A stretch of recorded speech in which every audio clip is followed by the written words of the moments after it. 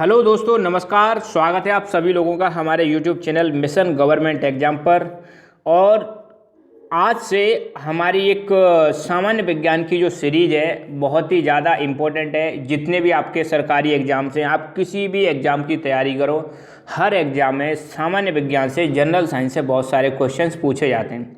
हालांकि पहला लेक्चर मैं बहुत पहले डाल चुका हूं, बट कुछ कारणों की वजह से उसको कंटिन्यू नहीं कर सका। मगर आज से हमारी जो जनरल साइंस की सीरीज़ है ये कंटिन्यू रहेगी। एक दो दिन में आपको अब मिलती रहेगी। और मैं आपको गारंटी देता हूँ इस चीज़ की कि आप जो भी यहाँ पे पढ़ोगे सारी अंडरस्टैंडिंग क्लियर कराना हमारी जिम्मेदारी है, और आपको सारी चीज़ें अच्छी तरीके से समझ में आएंगी। और यहाँ पे जो भी स्टडी मटेरियल प्रोवाइड किया जाएगा बहुत ही ज़्यादा एक्सट्रीमली इंपॉर्टेंट होगा आपके एग्जाम्स के लिए। ठीक है, सो निश्चिंत होकर बैठिए और देखते रहिए हमारे साथ मिशन गवर्नमेंट एग्जाम पर जनरल साइंस। ठीक है, तो जनरल साइंस में आज जो टॉपिक रहेगा वो है कोशिका विज्ञान। ठीक है, तो कोशिका सबसे बहुत ही इंपॉर्टेंट है। कोशिका को अंग्रेजी में बोलते हैं सेल, ये भी थोड़ा याद रखना।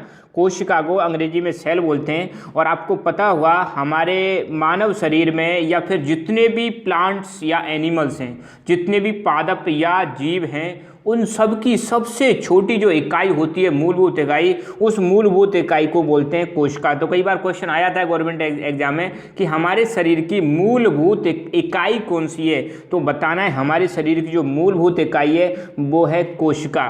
क्योंकि आपको ये भी पता होना चाहिए जो हमारे जीवन की शुरुआत होती है, जो हमारा शरीर बनना स्टार्ट होता है, उसकी शुरुआत भी कोशिका से ही होती है। तो अपना लाइफ में जो अपनी लाइफ शुरुआत होती है उसकी जो स्टार्टिंग है दैट इज वो होती है कोशिका से। ठीक है, तो पहली चीज़ तो कोशिका बहुत इंपॉर्टेंट है, चाहे मानव शरीर की हो चाहे किसी भी जीव की हो। और हमारे शरीर में कोशिकाएं लगातार बनती रहती हैं और लगातार खत्म होती रहती हैं। अनगिनत कोशिकाएं हैं हमारे शरीर में, आप इनकी काउंटिंग नहीं कर सकते। आपके एक छोटे से पार्ट में, बॉडी के में पता नहीं कितनी लाखों करोड़ों कोशिकाएं होंगी। ठीक है, तो कोशिका इसलिए बहुत ही ज़्यादा इंपॉर्टेंट है। पहली चीज़, ये बहुत इंपॉर्टेंट क्वेश्चन है कि सजीवों के शरीर की सबसे छोटी जो इकाई होती है उसको कोशिका कहते हैं या कोशिका कहलाती है। सजीव कौन होते हैं? ध्यान देना, जो वस्तुएं होती हैं या हमारे आसपास जो चीज़ें हैं वो आपको दो प्रकार की दिखाई देंगी, सजीव और निर्जीव। सजीव का मतलब है जिनमें जान है, सजीव का मतलब है जिनमें बहुत सारी भौतिक क्रियाएं होती हैं, सजीव का मतलब है जिसमें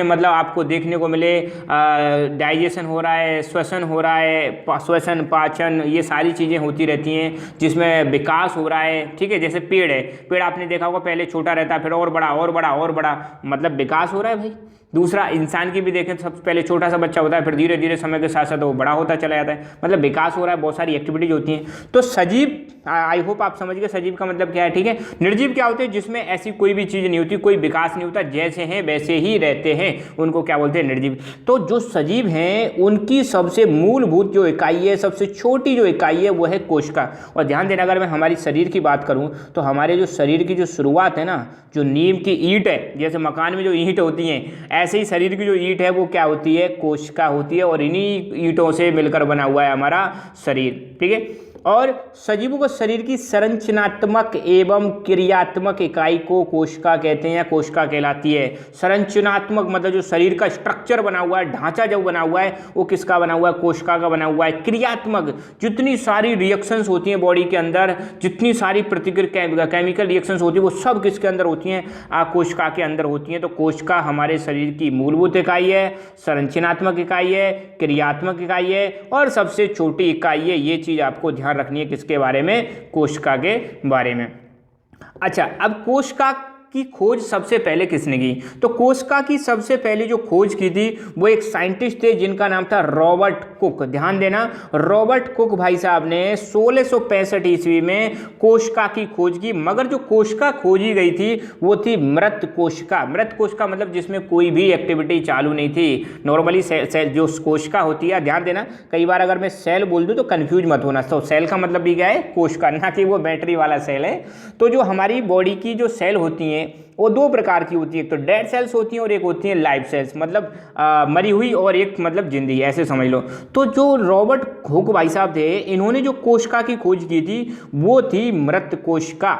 और कब खोज की थी, बहुत इंपॉर्टेंट है, खोज की थी इन्होंने 1665 में। तो इंपॉर्टेंट है, डेट पूछ ली जाती है कई सारे एग्जाम में, और ये एग्जाम कितने सारे एग्जाम पूछ लिया, पूछो मत।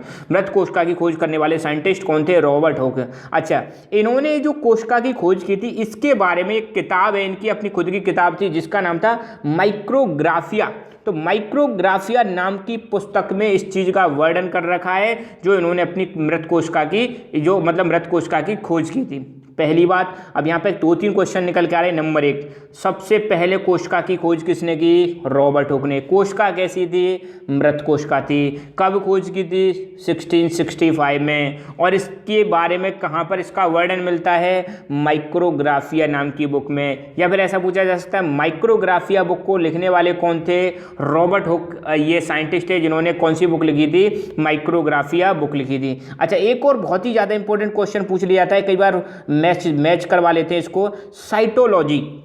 साइटोलॉजी बहुत इंपॉर्टेंट है। साइटोलॉजी विज्ञान की वह शाखा है जहां पर सिर्फ और सिर्फ कोशिका के बारे में पढ़ा जाता है, उसको हम बोलते हैं साइटोलॉजी। तो ध्यान देना, विज्ञान की वह शाखा जिसमें कोशिका का अध्ययन किया जाता है उसको साइटोलॉजी बोलते हैं। तो ये भी क्वेश्चन बहुत बार आया है कि साइटोलॉजी का मतलब क्या है, किससे संबंधित है। तो आपको बताना है साइटोलॉजी कोशिका विज्ञान से संबंधित है, या ये विज्ञान की वह शाखा है जहाँ पे कोशिका का अध्ययन किया जाता है। आगे बढ़ते हैं। साइटोलॉजी शब्द या साइटोलॉजी जो शाखा थी, इसके जो जनक थे वो थे रॉबर्ट हुक।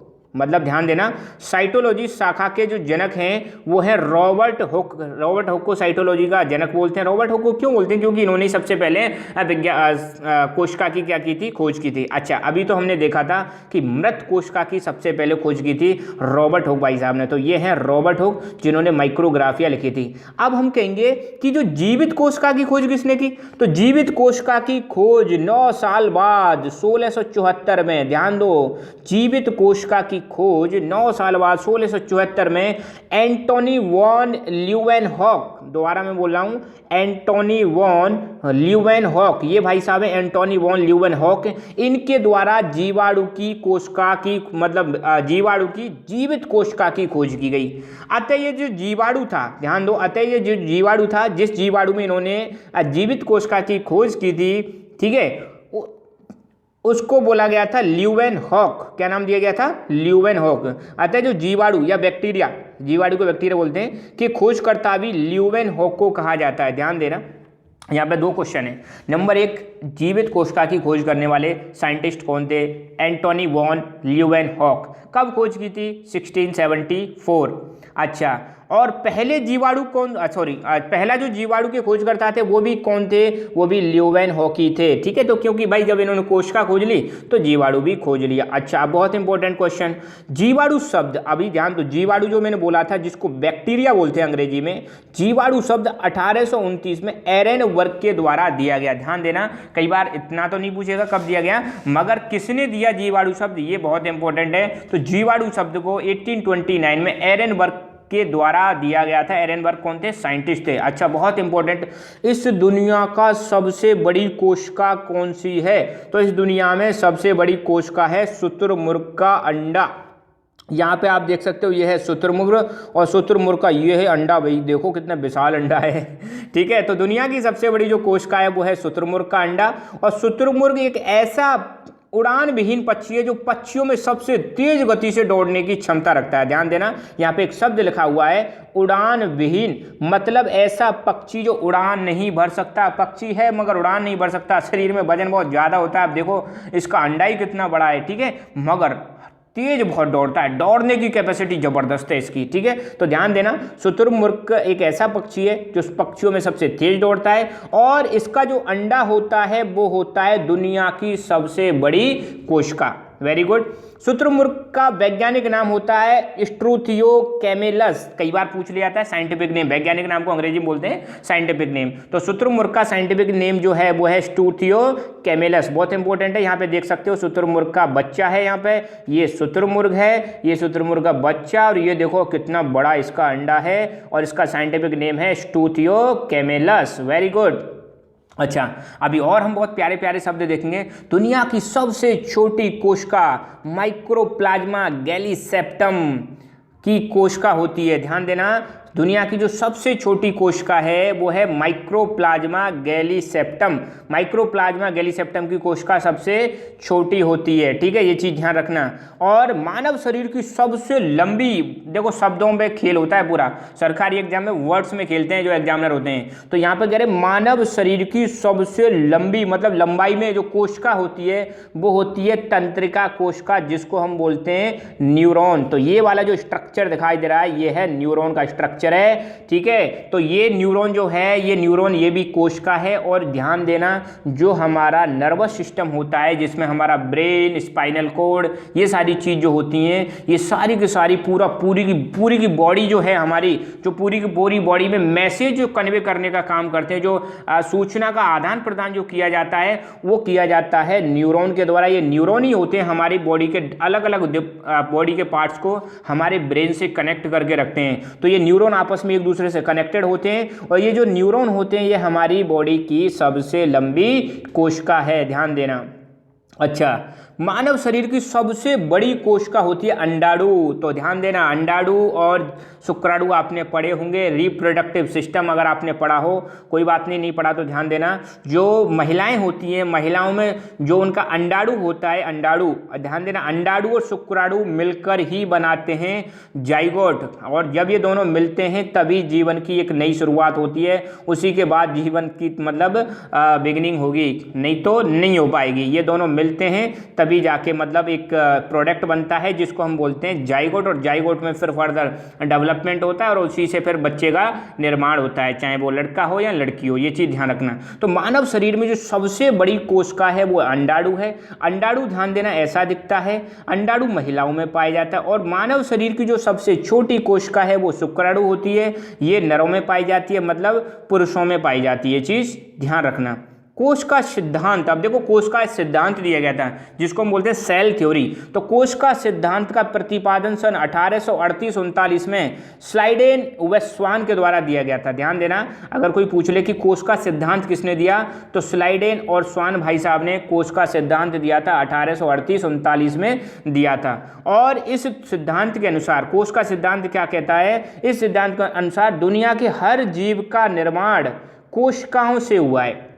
मतलब ये कहते हैं कि जितने भी जीव बने ना वो कोशिकाओं से ही बने। मतलब इनके अनुसार पहले से जो कोशिका विद्यमान है उन्हीं में से नए जीवों का क्या हुआ है, उन नए जीवों का निर्माण हुआ है। लेकिन विषाणु जो वायरस जो होते हैं, जीवाणु मतलब बैक्टीरिया, विषाणु मतलब वायरस, जैसे आज की डेट में कोविड-19 का वायरस है, आपने सुना होगा कोरोना वायरस। तो विषाणु है जो वायरस है, वायरस को कोशिका सिद्धांत का अपवाद कहा जाता है क्योंकि वायरस अपूर्ण कोशिकाएं या अकोशिक जीव है, अपूर्ण कोशिकाओं या अकोशिक जीव है। मतलब ये पूरी कंप्लीट कोशिका नहीं है, इसमें अपनी खुद की कैपेसिटी नहीं होती है, अपना खुद का इनका कोई सिस्टम नहीं होता। जैसे कोशिका के अंदर बहुत सारे फंक्शंस होते रहते हैं, वो हम बाद में देखेंगे। कोशिका के अंदर बहुत सारे फंक्शंस होते हैं, कई सारे काम चलते रहते हैं। मगर जो विषाणु है इसकी कोशिका अपूर्ण क्यों कही जाती है, क्योंकि ये अकेले अपने दम पर कुछ नहीं कर सकता।